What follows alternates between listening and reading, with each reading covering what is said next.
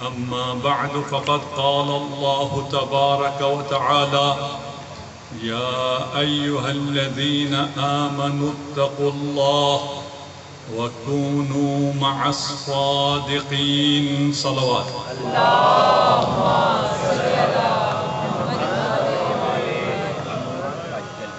مجلس کے آغاز سے پہلے تمام مرحومین، آپ کے مرحومین اور اس شہر کے معزز مرحومین، مخصوصاً حاجی شیخ نصرت جن کی پہلی برسی آ رہی ہے، اور بالاخص بانی مجلس عدنان علوی اور موسیٰ رضا کے مرحومین کے لیے رحم اللہ من یقرأ الفاتحہ۔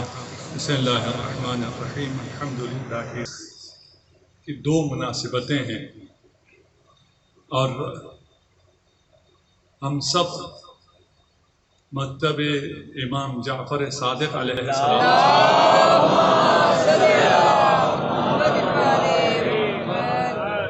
کے پیروکار ہیں۔ ہمیں جس امام سے نسبت ہے اس امام کی شہادت کے ایام ہیں، ہمیں اس بات کا فخر ہے، ہمیں یہ اعزاز حاصل ہے کہ ہم جعفری ہیں، اور جعفری ہونے کا مطلب یہ ہے کہ ہم اس مکتب سے تعلق رکھتے ہیں جس مکتب میں وہ تعلیمات پائی جاتی ہیں جو جبرائیل لے کر محمد مصطفیٰ پر نازل ہوئے تھے۔ ماشاءاللہ ماشاءاللہ۔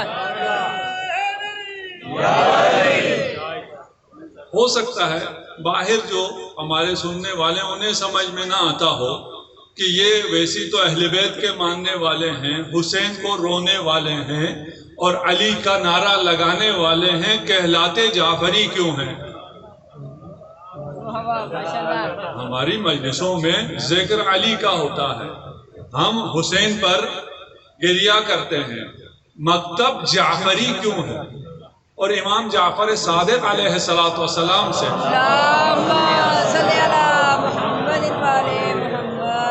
یہ مکتب کیوں منسوب ہے؟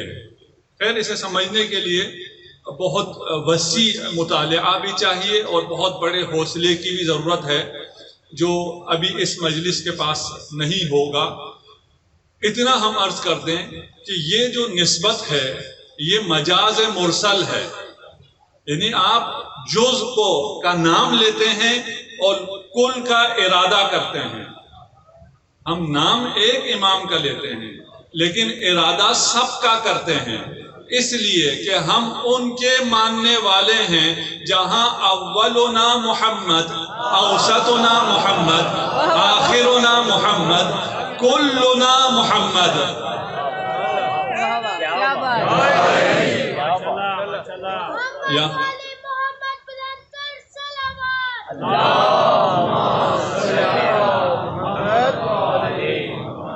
یہاں سارا گھرانہ ہی محمد ہے، یہاں جس کی اتباع کرو محمد مصطفیٰ کی اتباع کرنے والے بن جاؤ گے۔ رہ گیا پھر بھی کیوں نام آتا ہے آپ کا؟ وجہ یہ ہے کہ اسلام میں دو سٹریم چل رہی ہیں، ایک امامت والوں کی اور ایک خلافت والوں کی۔ ایک امامت والے ہیں اور ایک خلافت والے ہیں، یا یوں کہوں ایک امام والے ہیں، ایک وہ ہیں جن کے امام نہیں ہیں۔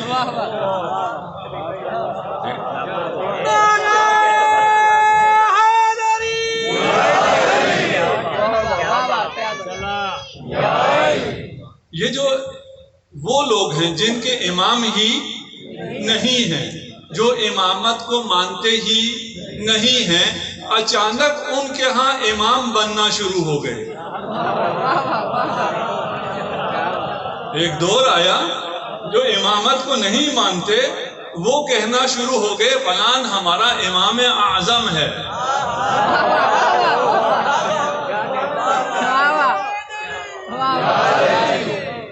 بھائی آپ تو امامت کو مانتے ہی نہیں ہیں، یہ درمیان میں آپ کا امام کہاں سے آ گیا؟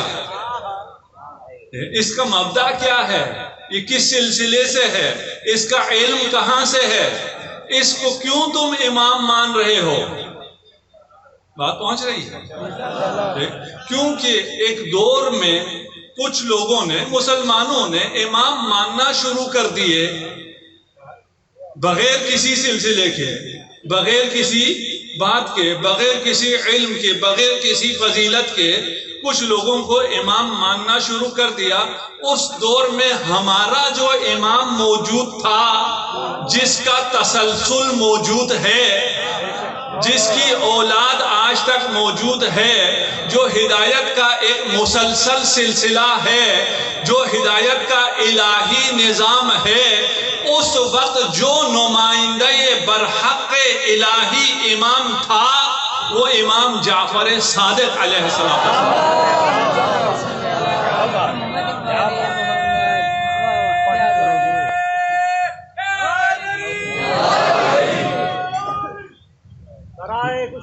محمد والے محمد، کیونکہ آپ نے ماننا شروع کر دیا اور آپ نے کہا ہم امام فلان کے مکتب پر ہیں، ہمارا مکتب امام فلان ہے، ہمارا مکتب امام فلان ہے، تو اس دور میں ہمارا مکتب ہو گیا مکتب امام جعفر صادق علیہ السلام، اس لیے ہم جعفری کہلاتے ہیں۔ اچھا، ہمارے امام کے پاس امامت کہاں سے آئی؟ ہمارے پاس جواب ہے۔ اس امامت کا لازمہ علم ہے، علم کہاں سے آیا؟ ہمارے پاس جواب ہے۔ لیکن جسے آپ امام مانتے ہو، اس کے پاس امامت کا حق کہاں سے آیا؟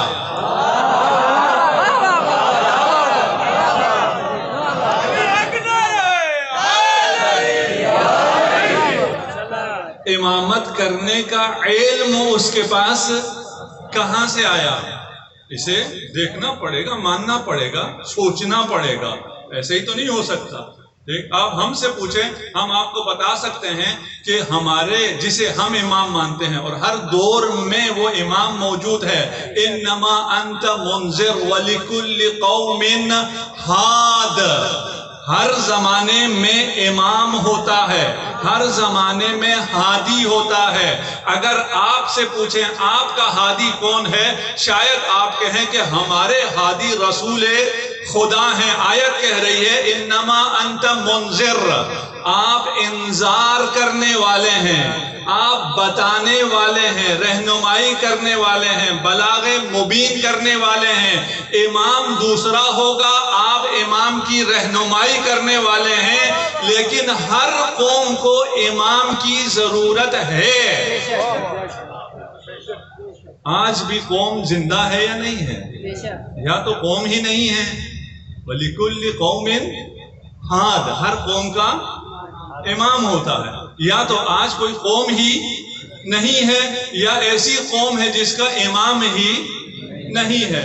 جس قوم کا امام نہ ہو اس قوم کا نبی بھی نہیں ہوتا ہے۔ قرآن کی تصریح ہے انما انت منذر وَلِكُلِّ قَوْمٍ ہاد، ہم جس کی امامت اور جس مکتب میں ہم ہیں، اس امام تک علم پہنچا ہے رسالت مآب سے، اس لیے کہ رسول خدا نے فرمایا انا مدینۃ العلم وعلی بابھا۔ ہم امامت کے قائل ہیں، علم کے قائل ہیں، یہ علم ہمیں در مدینۃ العلم سے ملا ہے۔ انا مدینۃ الحکمہ وعلی بابھا، انا مدینۃ العلم وعلی بابھا۔ آپ نے کہا کہ رسول شہر علم ہے، علی اگر دروازہ ہے تو کیا ہوا؟ فلاں اس کی دیواریں ہیں، فلاں اس کی چھت ہے۔ یہ روایت صحیح روایت نہیں ہے، ہمارے اہل سنت برادران بھی نہیں مانتے ہیں، لیکن وہ جو یزیدی ٹولہ مانتا ہے، میں اس کو جواب دے رہا ہوں، میں اہل سنت بھائیوں کو جواب نہیں دے رہا۔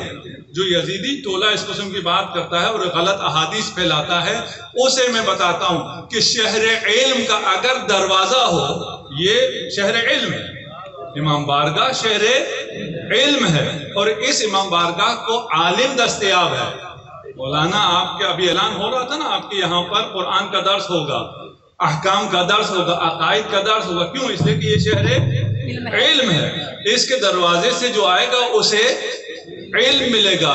انا مدینۃ العلم، میں علم کا شہر ہوں۔ جس نے یہ علم حاصل کرنا ہے وہ دروازے سے آئے گا، اور جو دیوار والا ہوگا اسے علم نصیب نہیں ہوگا۔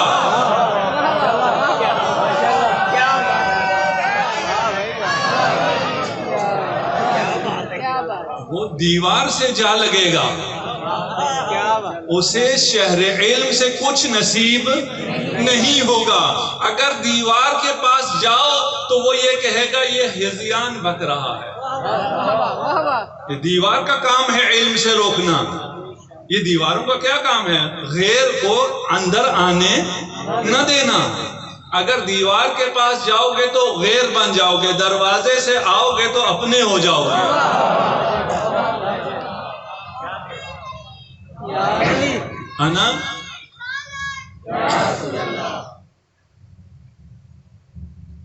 انا مدینۃ العلم وعلی بابها۔ کون سا مدینۃ العلم اور کون سا باب؟ یہ سمجھنے کی ضرورت ہے۔ اسے ہم سمجھ نہیں سکتے، درک نہیں کر سکتے۔ اس کی عظمت کو صرف اگر سمجھ لیں کہ ہم جس سلسلے امامت کو مانتے ہیں اس میں علم کہاں سے آیا ہے، اس میں علم وحی سے آیا ہے۔ وہ علم جو نبی پر نازل ہوتا تھا، اور جب نبی پر نازل ہوتا تھا تو نبی کو پڑھانے والا خود خدا ہوتا تھا۔ ہمارے علم کا منبع خدا ہے۔ ایک طرف خدا وہ علم جبرائیل کے ذریعے نبی کو عطا کرتا تھا، نبی اس علم کو اسی وقت علی کے حوالے کرتے تھے۔ اللہ معلم، نبی اس علم کو لینے والا، علی اس علم کو محفوظ کرنے والا۔ روایات ہیں، وہ بہت سی روایات ہیں کہ امیر المؤمنین جب تمام اصحاب بیٹھے ہوتے تھے، رسول اصحاب سے خطاب کر رہے ہوتے تھے، لیکن مراد علی ابن ابی طالب ہوتے تھے، کہ ان کو تو سمجھ میں بہت سی باتیں آتی ہی نہیں تھی، وہ لیتے صرف امیر المؤمنین تھے۔ اور دن میں 2 پرائیویٹ سیشنز ہوتے تھے، ایک دن میں ایک رات میں، اور اس وقت علی اور نبی تنہا ہوتے تھے۔ علی فرماتے ہیں کہ ہر رات میں نبی کے گھر جاتا تھا یا نبی میرے گھر آتے تھے، اور جب میں نبی کے گھر جاتا تھا تو نبی ازواج کو باہر نکال دیا کرتے تھے۔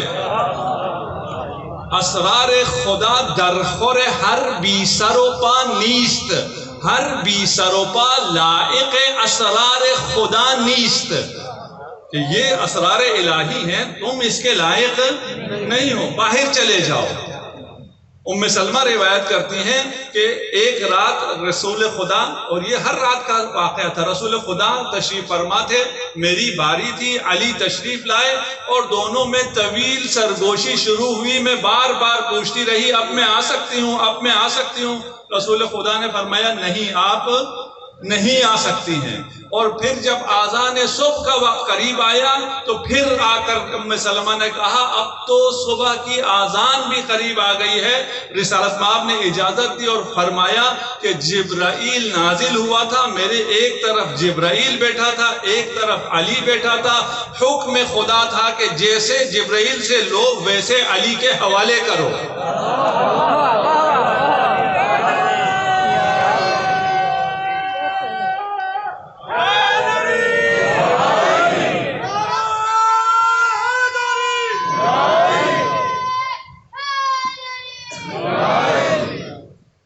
حدیث ابھی ایک حصہ میں نے آپ کو سنایا ہے کہ جب علی نبی کے گھر جایا کرتے تھے تو جتنے نامحرم تھے جو اسرار الہی کو سننے کے اہل نہیں تھے ان سب کو نکال دیا کرتے تھے، اور زوجات کو اس زمانے میں حجرے ہوا کرتے تھے، جیسے یہ حجرے ہیں اس طرح حجرہ ہوا کرتا تھا۔ حجرے سے نکالنے کا مطلب پھر انسان صحن میں ساری رات گزارے، اور جب علی ارشاد فرماتے ہیں جب نبی میرے گھر آتے تھے تو میرے گھر سے کسی کو باہر نہیں نکالتے تھے.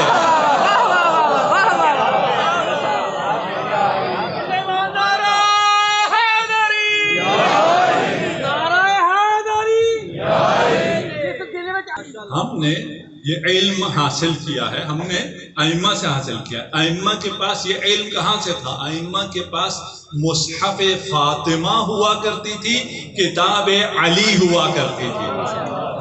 اب کون کیا جانے مصحف فاطمہ کیا ہے، کتاب علی کیا ہے. اب یہ جو بیچارے جاہل ہیں یہ کہتے ہیں مصحف فاطمہ ہے، یہ قرآن کو نہیں مانتے، یہ کوئی اور قرآن مانتے ہیں. نہیں، مصحف کتاب کو کہتے ہیں.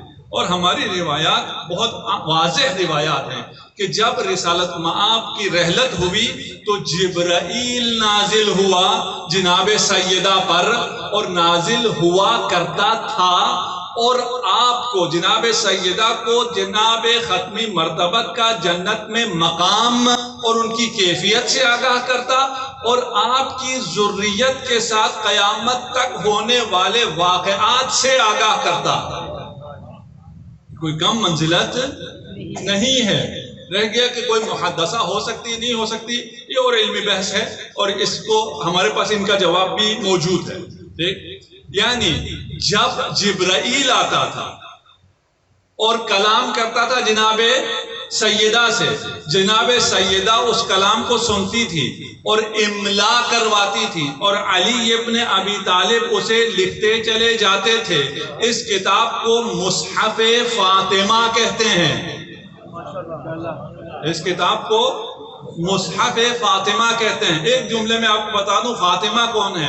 انا مدینۃ العلم وعلی بابها، علی در اس شہر علم کا دروازہ ہے، فاطمہ اس شہر علم کا قلب ہے.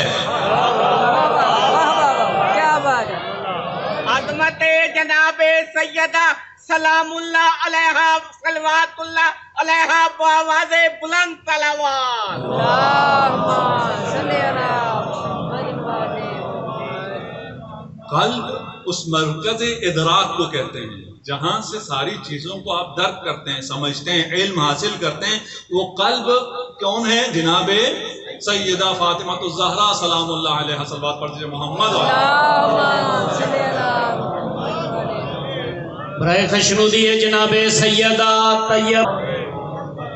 ہمیں یہ علم ائمہ سے ملا ہے. ائمہ کو یہ علم مصحف فاطمہ سے ملا ہے، کتاب علی سے ملا ہے. جو بھی وحی نازل ہوتی تھی جبرائیل وحی لے کر آتا تھا. معلم خدا ہے، جبرائیل نہیں ہے، یہ فرق بھی واضح ہونا چاہیے. ہمارے ہاں جبرائیل استاد نہیں ہے رسول کا. رسالت مآب معلم انسانیت ہیں. اللہ کے بعد سب سے بڑی ہستی خود رسالت مآب کی ہے. تو پھر یہ جو رسول خدا کے پاس جبرائیل آتے تھے یہ ٹول ہے. ہمارے جوان آج کل کمپیوٹر سے پڑھتے ہیں. کسی نے کہا ہے کمپیوٹر میرا استاد ہے؟ نہیں، کمپیوٹر تو ایک ٹول ہے. آج کل آن لائن کلاسیں ہو رہی ہیں تو یہ کمپیوٹر سب جبرائیل ہے. استاد گھروں میں بیٹھا ہوا ہے، آپ تعلیم حاصل کر رہے ہیں. اس کمپیوٹر کو آپ کو حق استادی حاصل نہیں ہے. کل کو یہ خراب ہو جائے گا، آپ اس کو کوڑی کے داموں بیچ دیں گے. صرف مثال دے رہا ہوں، میں یہ جبرائیل کے لیے نہیں کہہ رہا ہوں، لیکن مثال آپ کے سامنے پیش کر رہا ہوں. خود خدا معلم ہے، لینے والا بولنے والا جبرائیل، سننے والا رسول خدا، لکھنے والا علی مرتضیٰ. اور رسول کی رحلت کے بعد منظر تبدیل ہوتا ہے. بولنے والا پیغام لانے والا جبرائیل، سننے والی جناب سیدہ، لکھنے والے علی ابن ابی طالب. نہیں سمجھا سکا میں، ٹھیک ہے نا. یہ مقام سیدہ اگر آپ کو سمجھ میں آ جائے تو اب سمجھ میں آئے گا جب علی نے کہا انت واللہ اعلم باللہ. وہ علی جو کہتا ہے کہ اگر آسمان کے پردے ہٹ جائیں، پردے کنار چلے جائیں، میرے یقین میں اضافہ نہیں ہوگا. وہ جناب سیدہ سے ارشاد فرما رہے ہیں کہ انت اعلم، آپ اللہ کے متعلق سب سے زیادہ علم رکھتی ہیں. یہ کتاب علی، یہ مصحف فاطمہ، یہ علم ائمہ کا مصدر اور یہ سلسلہ ائمہ کا جو چلتا آ رہا ہے، ابھی وقت نہیں ہے آپ لوگوں کے لیے سلسلہ، اور یہ سلسلہ نور واضح ہے۔ اہل سنت علماء بھی کہتے ہیں اس سلسلے روایت کو، ان ائمہ کے سلسلے کو عن کر کے اگر ائمہ کا نام لے کر اسے کسی بھی دیوانے پر پھونک دیا جائے اس کی عقل واپس آ جائے گی۔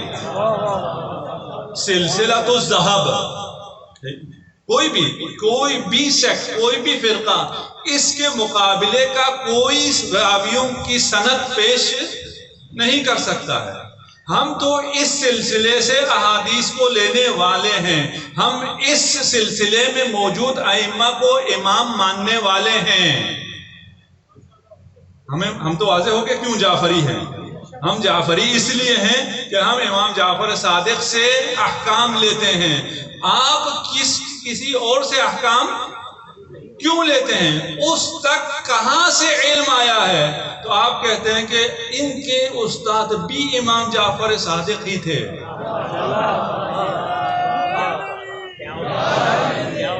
وہ ابو حنیفہ ہو، وہ مالکی ہو، وہ شافعی ہو، وہ حنبلی ہو، جو بھی ہو، انہیں کہنا پڑتا ہے کہ ان کے بھی استاد امام جعفر صادق ہی تھے اور انہی سے انہوں نے یہ علم حاصل کیا ہے۔ اگر ان کا علم امام سے تھا تو استاد کو چھوڑ کر شاگرد کے پاس کیوں جاتے ہو؟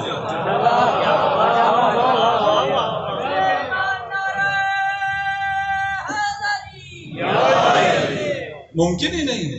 ایک اہل سنت نے کتاب لکھی ہے، بہت خوبصورت کتاب ہے، فقہ الآل۔ اس کتاب میں وہ لکھتا ہے کہ یہ تو ممکن ہی نہیں ہے کہ فقہ امام جعفر صادق ہو اور ہم کسی اور کی فقہ پر عمل کریں۔ کیوں؟ اس لیے کہ یہ استاد ہے اور وہ شاگرد ہے۔ یہ استاد اور وہ شاگرد، مثلا فرض کر لیجئے کہ میرا استاد یہاں موجود ہو اور وہ میری تائید کرے اور کہے جاؤ ممبر پر خطاب کرو، پھر تو سیکھے آپ مجھے سن لیں گے، پھر تو آپ کہیں گے اچھا تو یہی تھا کہ استاد خود آ جاتا۔ اگر ابھی استاد نہیں بول رہا ہے، شاگرد آ گیا، چلیں اسے ہم برداشت کر لیں گے اگر شاگرد اس کی تائید کرتا ہو، لیکن اگر استاد کہتا ہو کہ یہ شاگرد میرا شاگرد نہیں ہے، میں نے اسے تعلیم دی تھی قرآن و سنت کا پرچار کرو، یہ قیاس اور استحسان پھیلاتا ہے، نہیں سمجھے؟ اس شاگرد کو آپ مانیں گے جس کے بارے میں استاد کہہ رہا ہو کہ جس روش پہ یہ چلا ہے وہ شیطان کی روش ہے، قیاس، اس کو آپ کیسے مان سکتے ہیں؟ ابو حنیفہ امام اعظم کہتے ہیں بقول کچھ اہل سنت اسکالر کہتے ہیں، اس پہ میری اپنی ریسرچ نہیں ہے، کہ ابو حنیفہ کے پاس 18 سے زیادہ احادیث صحیح احادیث نہیں ہیں، یعنی صحیح احادیث صرف 18 ہیں، پھر باقی ساری فقہ کیسے حل کرتا ہے؟ قیاس سے۔ قیاس سمجھتے ہیں؟ جی قیاس ان کو سمجھ میں آتا ہے، ہم قیاس تو نہیں سمجھا سکتے ہیں، ٹھیک؟ اسلام میں یعنی تشیع میں، مکتب اہل بیت میں قیاس حرام ہے۔ اور امام اعظم ابو حنیفہ کتنا قیاس کرتے تھے؟ ایک دفعہ وہ کسی نائی کے پاس گئے اور نائی سے جا کے کہا کہ میرے بال کو کلر کر دو، سفید بالوں کو کلر کر دو، چھپا دو۔ تو اس نے کہا کہ امام اگر آپ کے میں سفید بالوں کو کلر کر دوں تو سارے بال سفید ہو جائیں گے، اگر میں سفید بالوں کو کلر کروں گا تو سارے بال سفید ہو جائیں گے۔ تو ابو حنیفہ نے کہا اچھا میرے کالے بالوں کو کلر کر دو، سارے بال کالے ہو جائیں گے، قیاس۔ نائی نے کہا کہ امام یہ قیاس آپ کا باطل ہے، آپ کالے کو رنگ کریں یا سفید کو رنگ کریں، نتیجہ یہ ہے کہ آپ کے سارے بال سفید ہی ہو جائیں گے۔ نہیں سمجھا پایا، اس کا لطف آپ کو جب قیاس سمجھ میں آئے تب لیں گے۔ چلے نائی کی بات ہے تو ہم علم امام اور جو یہ اہل سنت کتابوں سے ہے، اور ہم اس میں سے کوئی بھی چیز اس کو کیا کہہ رہے ہیں تڑکا بھی نہیں لگا رہا، میں جیسے ہے ویسے پیش کرتا ہوں۔ امام ابو حنیفہ گئے حج پر، علم ہونا چاہیے نا، امام علم سے عبارت ہے۔ وہ حج پر گئے اور حج پر جانے کے بعد مناسک ختم ہونے کے بعد حلق کرنا ہوتا ہے، بال تراشنے ہوتے ہیں۔ وہ نائی کے پاس گیا اور جا کے کہا کہ میں بال تراشنا چاہتا ہوں، تو کتنے پیسے لے گا؟ نائی نے دیکھا، کہا انت من عراق، کیا تو عراق سے آیا ہے؟ اس کا لہجہ کچھ ایسا ہے کہ تو جنگل سے آیا ہے؟ کیا تو عراق سے آیا ہے؟ میں نے کہا ہاں۔ کیا تجھے یہ نہیں پتا کہ سر تراشنا نسک میں سے، مناسک میں سے ہے، اور اس کو پہلے طے نہیں کیا جاتا؟ تو پہلے طے کیوں کر رہا ہے؟ بیٹھ، سر تراش، جتنا دینا دے کے چلا جا، کیونکہ یہ عبادت ہے، مناسک کے حج میں سے ہے، اس کی اجرت پہلے سے طے نہیں کی جاتی۔ امام نے کہا ہاں یہ تو مجھے پتا نہیں تھا۔ بیٹھ گئے۔ آج کل آپ جاتے ہیں نائی کے پاس تو کرسی لگی ہوتی ہے، اے سی لگا ہوتا ہے، شیشہ لگا ہوتا ہے۔ اس زمانے میں تو ایسا نہیں ہوتا تھا، پتھر پہ بیٹھ جایا کرتے تھے۔ وہ پتھر پہ بیٹھے تو اس نے دیکھ کے کہا کہ قبلہ رخ ہو کر بیٹھو۔ یہ کس طرح بیٹھے ہو؟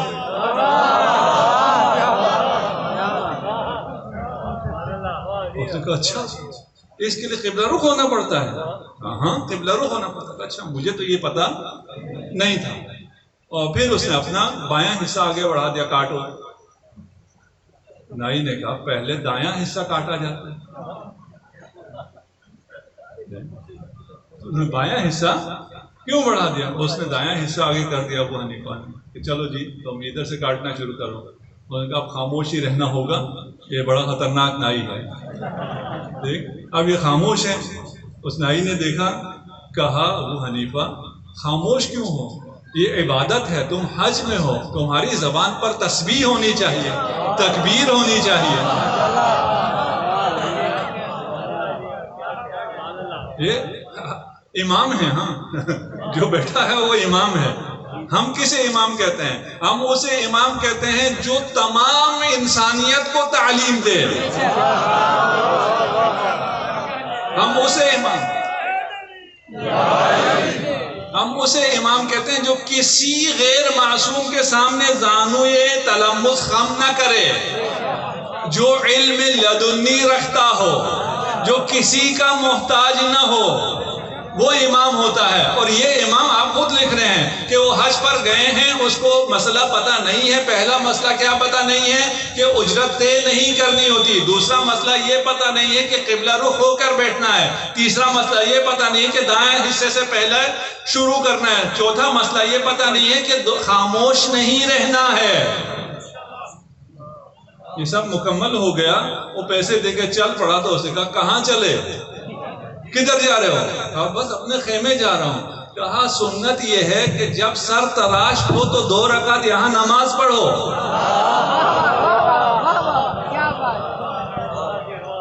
تو ابھی ابو حنیفہ نے لکھا ہوا ہے کہ یہ 5 مسائل میں نے فلاں نائی سے سیکھے ہیں۔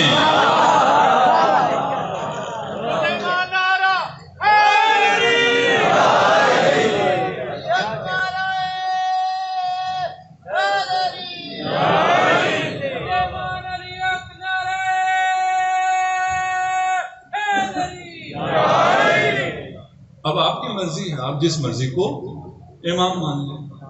آپ اہل بیت میں سے امام مانیں یا آپ نائیوں سے سیکھے ہوئے کو امام مان لیں، آپ کی مرضی آپ کے سامنے ہے۔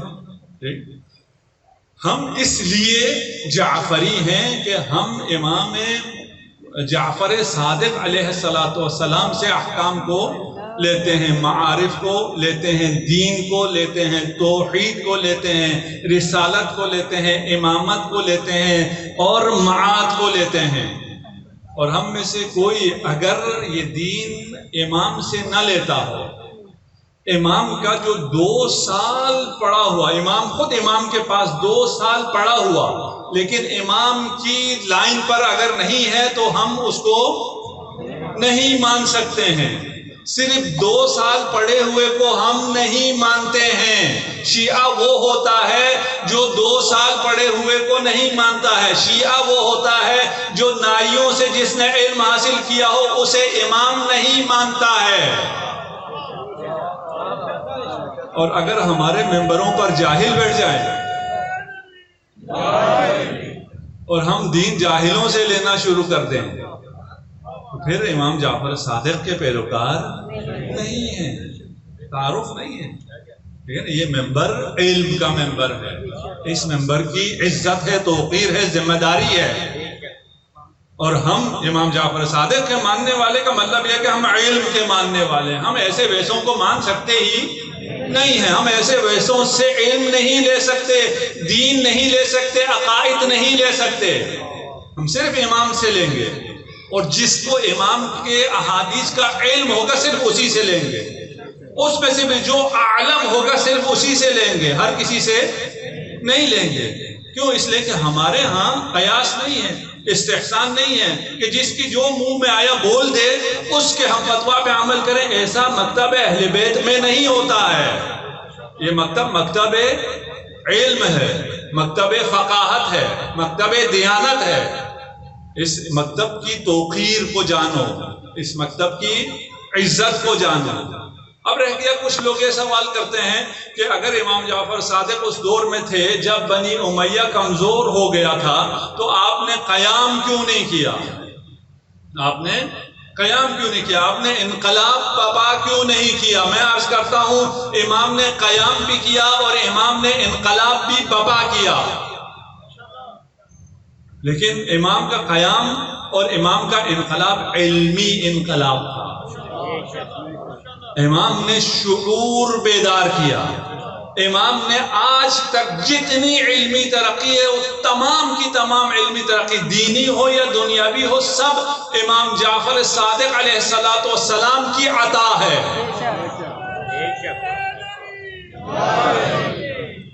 آج اگر آپ لوگوں کو پتا ہو, یہ مخصوصاً کورونا بھی آیا ہوا ہے, کہتے ہیں جی یہ فقہ ہے, یہ طب امام صادق ہے اور امام صادق نے یہ فرمایا ہے اور آپ یہ کر لیں تو آپ کو کورونا سے نجات ملے گی. اس کا مطلب یہ ہوا کہ پرانی کتابوں میں اگر کوئی چیز لکھی ہوئی ہو تو وہ طب صادق ہے, اور جتنی جدید طب ہے وہ ساری طب کسی اور کی طب ہے. ایسا ہرگز نہیں ہے. آج آپ جو جوان بیٹھے ہیں, آپ فزکس پڑھتے ہیں تو آپ کیا کہتے ہیں یہ نیوٹنین فزکس ہے. نیوٹن کب سے مر چکا. اس فزکس کو نیوٹنین فزکس کیوں کہتے ہیں؟ اس لیے کہ یہ اس کی ایجاد ہے, اس نے تعلیم دی ہے, اس نے اس کو پروان چڑھایا ہے. حقیقی علم کا بانی اور تمام علوم اسلامی ہو یا سائنسی ہو, تمام علوم کا آغاز جس سرچشمے سے ہوا ہے اس سرچشمے کو امام جعفر صادق علیہ السلام کہتے ہیں.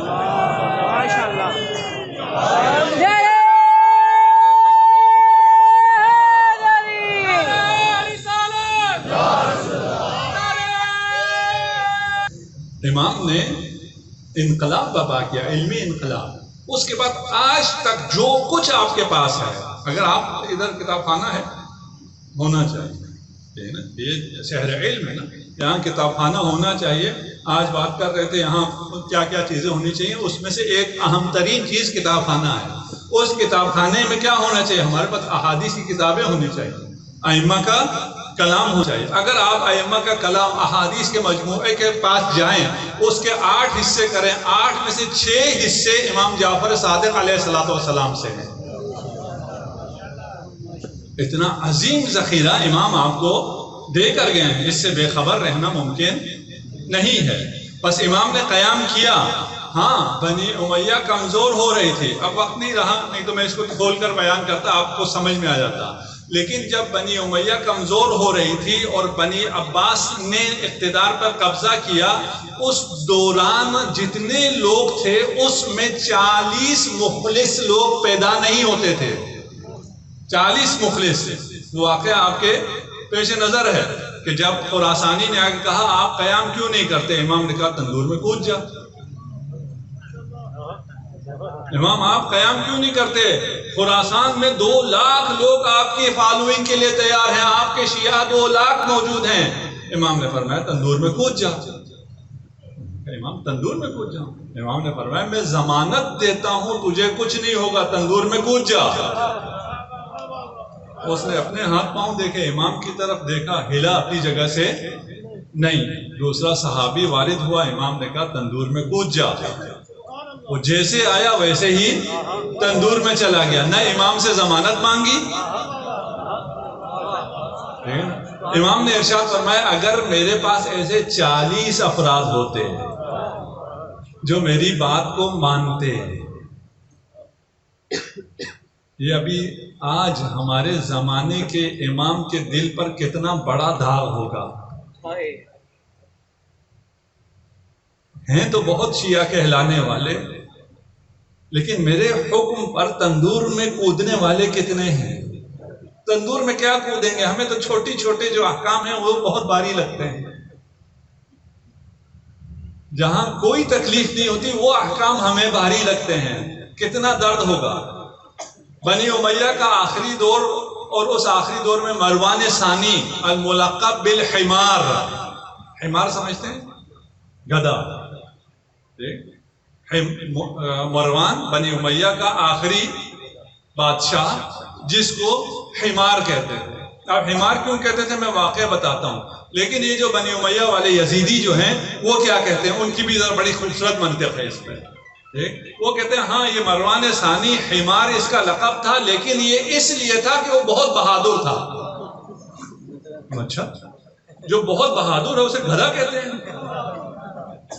ہاں، جو بہت بہادر ہوتا ہے وہ گدھا ہوتا ہے، اور وہ گدھا بھی ہر 100 سال میں ایک پیدا ہوتا ہے. 100 سال میں جو سب سے زیادہ بہادر ہوتا ہے اسے حمار کہتے ہیں، اسے ڈونکی کہتے ہیں، اسے گدھا کہتے ہیں. یہ مروان ثانی بہت بہادر تھا اس لیے اسے گدھا کہتے تھے. بات ان کی استدلال سمجھ لیا آپ نے؟ یزیدیوں کا استدلال سمجھ لیا؟ مروان بہت بہادر تھا اس لیے گدھا ہے، اور گدھا 100 سال میں ایک پیدا ہوتا ہے. اگر یہ بنی امیہ کا 100 سال مکمل ہونے پر گدھا ہے تو 100 سال کے شروع میں بھی ایک گدھا ہونا چاہیے. نہیں سمجھے؟ ہر 100 سال میں ایک گدھا. تو پھر یزید کا باپ پہلا گدھا، مروان دوسرا گدھا.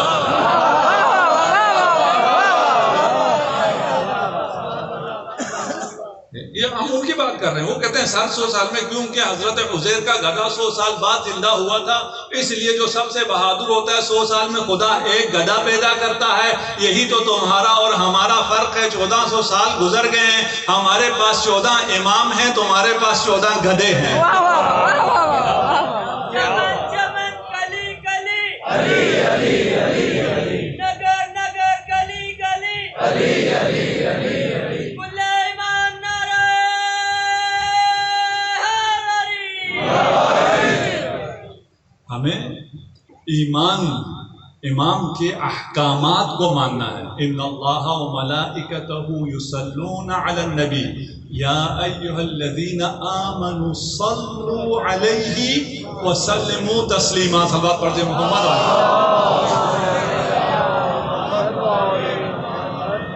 نہیں، اس سے اونچی آواز اس میں صلوات ہونی چاہیے.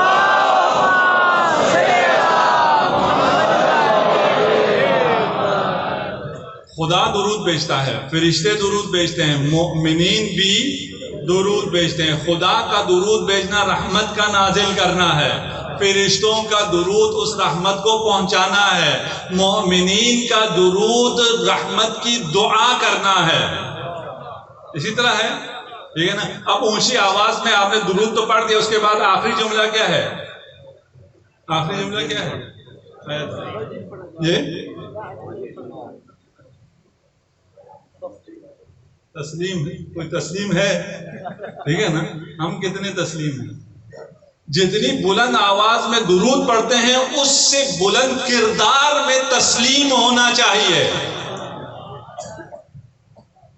اس میں خوش نہ ہو جائے کہ اگر میں نے بلند آواز میں تکبیر درود پڑھ دیا ہے تو میں مومن ہو گیا. مجھے اتنے ہی بلند کردار میں تسلیم ہونا ہے. صلوات پڑھ دیجیے محمد و آل محمد. درخواست ہے مریضوں کے لیے، تمام مریضوں کی شفا یابی کے لیے اور اپنے اپنے حوائج کے لیے بے آواز بلند صلوات.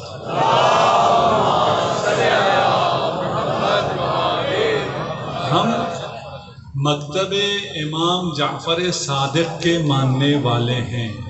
اس کا مطلب یہ ہے کہ ہم علم کو ماننے والے ہیں. ہمارے مکتب میں جہل کی کوئی گنجائش نہیں ہے.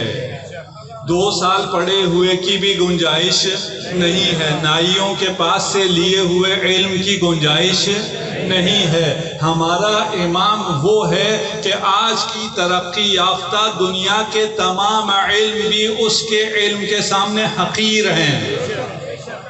امام سے کسی نے پوچھا کہ یا امام ہم مریض کیوں ہوتے ہیں؟ کس زمانے میں پوچھا؟ آج سے 1300 سال پہلے کہ ہم مریض کیوں ہوتے ہیں. امام نے فرمایا بہت سے وجوہات ہیں، اس میں سے ایک وجہ یہ ہے کہ بہت چھوٹے چھوٹے مخلوق ہیں. ایک لشکر ہوتا ہے، وہ لشکر نظر نہیں آتا ہے اور انسان کے بدن پر حملہ کر دیتا ہے. آپ سمجھے نہیں سمجھے خدا جانتا ہے. اس زمانے کے لوگ کیا سمجھے ہوں گے؟ جو پڑھے لکھے ہیں وہ سمجھ گئے کہ نظر نہ آنے والا لشکر انسان پر حملہ کر دیتا ہے، اس کی وجہ سے انسان مریض ہو جاتا ہے. راوی نے پوچھا امام پھر ہم کیا کریں؟ کہا تمہارے بدن کے اندر بھی نظر نہ آنے والے مختصر وجود رکھنے والے لشکر موجود ہیں جو اس سے لڑائی کرتے ہیں. آج کا جوان شاید سمجھ سکتا ہے وائرس کیا ہے، اور آج کا جوان سمجھ سکتا ہے کہ اس کا امیون سسٹم کیا ہے.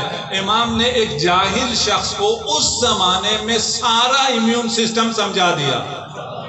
یہ علم امامت ہے. اور آج کی جتنی بھی یونیورسٹیز ہیں، ایک اور غلط فہمی یہ ہے کہ امام کو آزادی مل گئی اس لیے مدینہ میں امام کی عظیم یونیورسٹی تھی، اس یونیورسٹی میں امام تعلیم دیا کرتے تھے.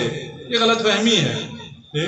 اسی لیے جب زائرین جاتے ہیں مدینہ تو وہ ڈیمانڈ کرتے ہیں ہمیں امام کی یونیورسٹی دکھاؤ، اور وہاں جو گائیڈ ہوتے ہیں وہ کچھ نہ کچھ دکھا بھی دیتے ہیں کہ یہ امام کی یونیورسٹی تھی.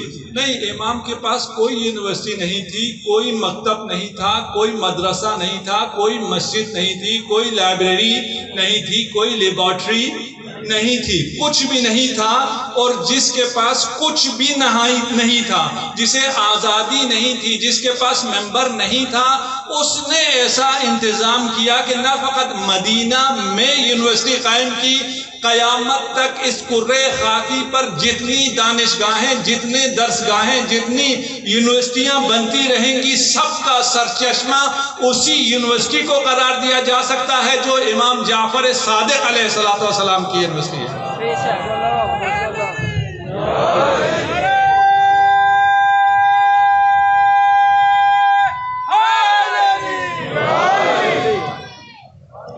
آپ کا کوئی شاگرد نہیں تھا، جس طرح آج کل جسے شاگرد کہتے ہیں، اسٹوڈنٹ کہتے ہیں، سب کام چھوڑ کر آ کر بیٹھ جائے پڑھنے کے لیے. ایک بھی ایسا آدمی نہیں تھا.